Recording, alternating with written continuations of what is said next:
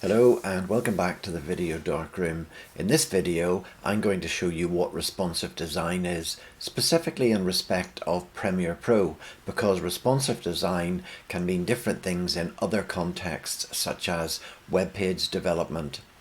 But we're going to look at Premiere Pro, and it's important to note that responsive design can apply in two different ways. The first way is in respect of time, and the second way is in respect of position. I'm going to show you what both of those are, and I'm also going to follow up with two videos showing you how to make use of responsive design for time and responsive design for position. So if you want to be notified of those videos, then please subscribe to the channel, hit the bell, and you'll be notified when those videos are posted, which should be in about a week or so. And when they are posted, I'm going to link them here so that you can go directly to them and learn how to use all the features of responsive design in your Premiere Pro videos. So having said all that, let's get into Premiere Pro and let's have a look at what responsive design is. I'm in Premiere Pro. I'm in the graphics workspace if you want to follow along and use the same kind of interface that I'm using. And I have here a short video of someone talking to camera, and I've put onto it a caption here with a title and a subtitle, and you can see that that title and subtitle animate onto the screen. The little white bar grows, then the title appears, title stays on screen for a short time, and then it disappears with the little bar disappearing along with it. But normally if you wanted to change this, you would have to start editing, for example, the size of the background. But because I've used responsive design with respect to position, I can change the text on this and make it longer, and the box changes along with it, and that is because the text and the box have been linked together using responsive design with respect to position.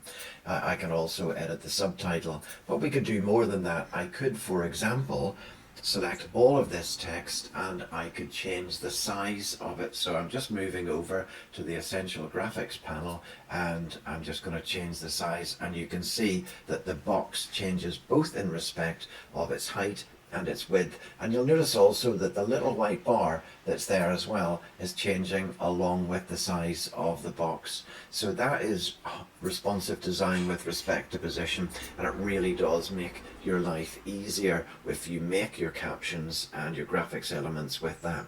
Let me show you another example of it. Here's a variable length caption. Let me show you how this animates. So you'll see that there's a little blue diamond that appears on the screen, and it turns into two diamonds that separate and reveal the caption in between. And that is also done with responsive design in respect of position. Now if I change the length of this caption by adding extra words, you can see that it still works perfectly well, and it works with responsive design in respect of position, and the diamonds are always the right size. And the same thing will happen if I take that piece of text and I change the size of it. The little diamonds will also always be at the right size. So let me just turn that back to about 80. I think that's where it was. No, maybe it's a little bit less than that. I'll change it back to 60.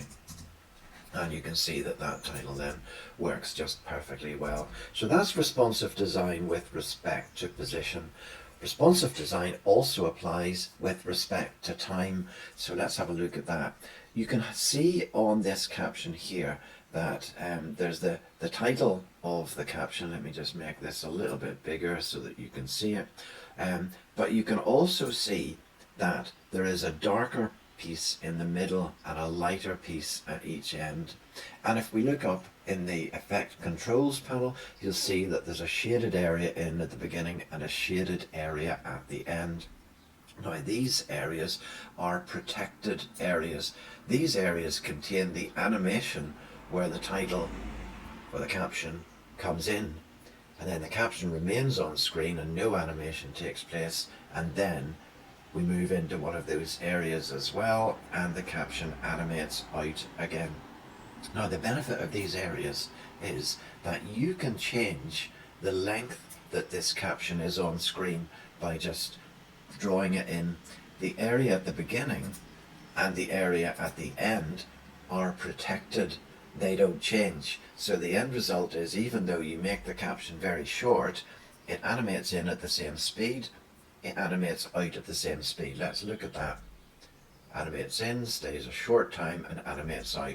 Whereas if I pull this out much longer, you can see that it animates in at the same speed, it stays on screen much longer, and it animates out at the same speed and pace. And all of the animation with respect to time is protected. So that's really how they both work.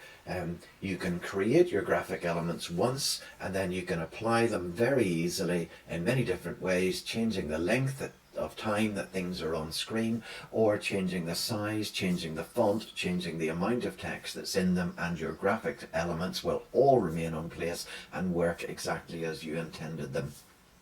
If you want to see how to do that, then subscribe to the channel, hit the bell, and you'll see the 2 videos covering how to use responsive design with respect to time and how to use responsive design with respect to position coming up in the next week or so. So see you in the next one.